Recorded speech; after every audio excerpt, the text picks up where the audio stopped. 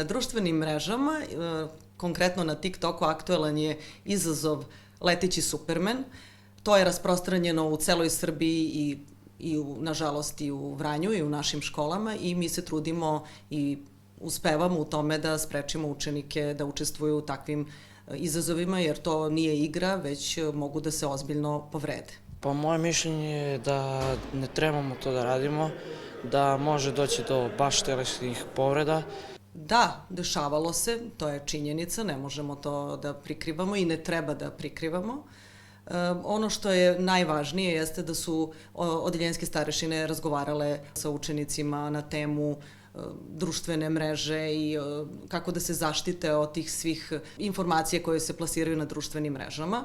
Naravno, konkretno smo se vezali i za taj slučaj.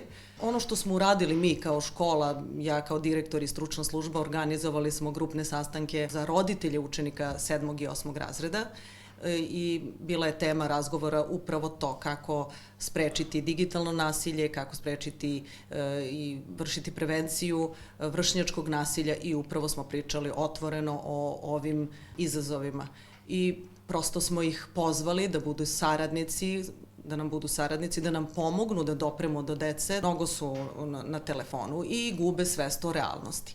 Ja, gledajući neke od tih izazova na TikToku, primećujem da oni uopšte nisu svesni da šta može doći nakon toga. Nisu uopšte svesni da mogu da padnu, da se ozbiljno povrede, da